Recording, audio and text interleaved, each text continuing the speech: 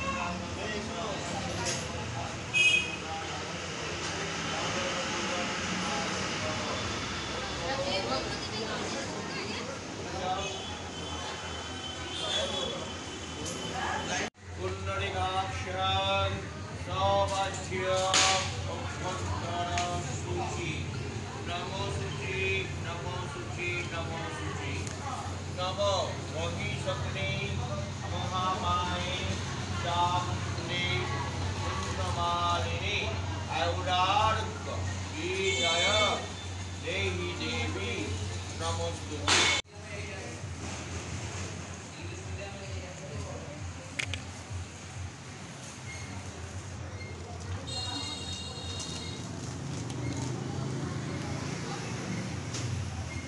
নামগোত্র তরুণাদক তরুণাদক দর্শ ওম প্রেম শিবনা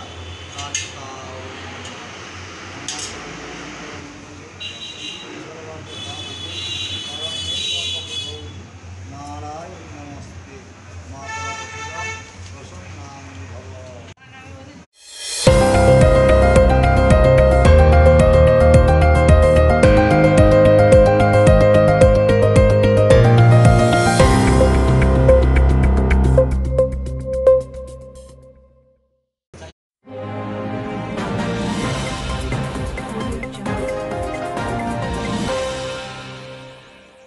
দীপাবলি যেটা দীপান্বিতা অমাবস্যার পুজো, সেটা এবছরও আমাদের হচ্ছে। এই পুজোটা আমাদের প্রত্যেক বছর জনসাধারণকে আমন্ত্রিত করা হয় এবং মায়ের অঙ্গরাগ প্রতি বছরই করা হয়। অঙ্গরাগ মোটামুটি কমপ্লিট, মানে প্রস্তুতি হয়ে গেছে। কীরকম ভক্ত সমাগম হয় বা এবারে পুজো কি? এই ভক্ত সমাগমটা বলা মুশকিল আছে, কোনো বছর 10,000, 20,000, 15,000, 20,000 তো লেগেই আছে এবং নিত্য পুজো হয় এবং নিত্য পুজোর জন্য আমাদের এখানে যে লোক সমাগম হয় সেটাও অনেক যেখান থেকেই গাড়ি কিনুক, যেখানেই পুজো করুক, তবুও এই শিমলাগড় মায়ের মন্দিরে দক্ষিণা কালিকার কাছে এসে একবার তাদের গাড়ি পুজোটা করিয়ে নিয়ে যায় এখানকার ব্রাহ্মণকে দিয়ে, এবং মায়ের কাছে তারা পুজো দিয়ে তাদের মনের আশা পূর্ণ করে দেয়। শুধু এখানে নবান্নর পুজো করে, কোনো কোনো গ্রাম থেকে দল বেঁধে আসে, আবার কেউ কেউ এখানে পুজো করে এখানে প্রসাদ খেয়ে চলে যায়। এবং ভাদ্র মাসে তালের সময় লোকে তাল দিয়ে পুজো দেয়, এবং অনেকে তাল ফুরুলি করেও নিয়ে এসেও মাকে পুজো দিয়ে যায়। মা খুবই জাগ্রত নাকি? মা খুবই জাগ্রত। আচ্ছা, আপনার নাম? আমার নাম জয়দেব চ্যাটার্জি, আমি শিমলাগড় মন্দিরে বর্তমান সহকারী পূজারী। মায়ের অঙ্গরাগ হয়ে গেছে শিমলাগড় মন্দিরে, প্রস্তুতি চলছে আগামীকাল কালী পুজো। জানা গেছে সারা রাত ধরে চলবে কালী পুজো।